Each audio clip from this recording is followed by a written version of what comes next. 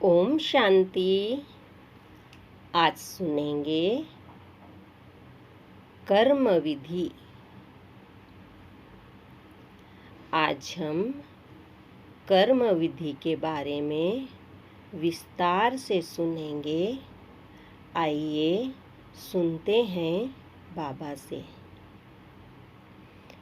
मनुष्य अपने ही कर्मों से सुख पाता है, अपने ही कर्मों से दुख वह अपनी ही कृति से विश्रापित पाता है।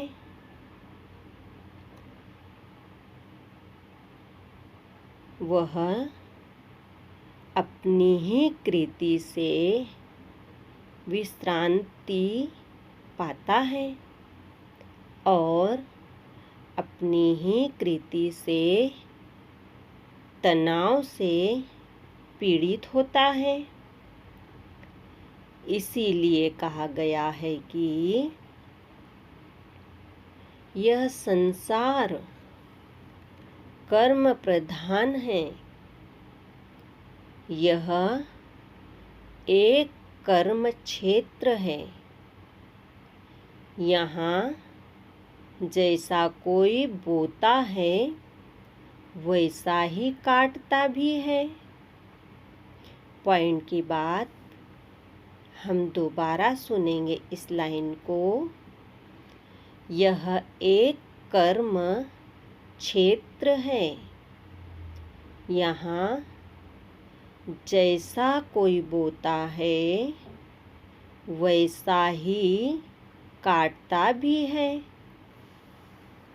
यहाँ जिस किसी ने भी कर्म इंद्रियों का आधार लिया है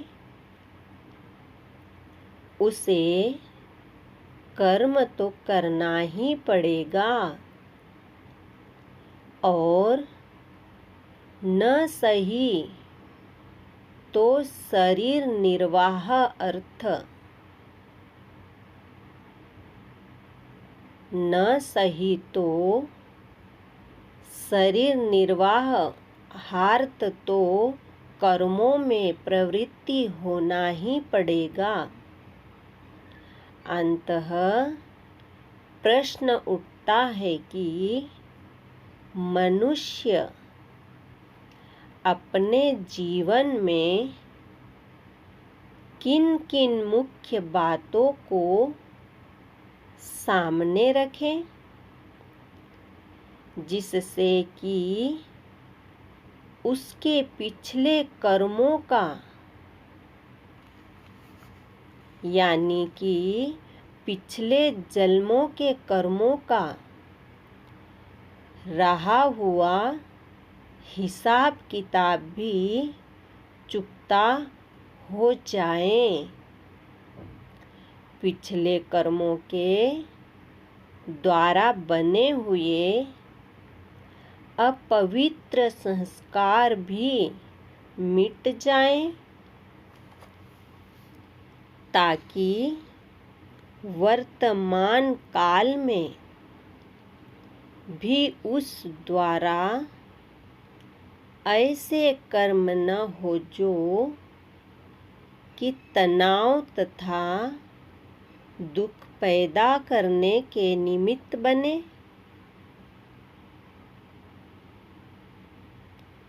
तथा दुख पैदा करने के निमित्त बने।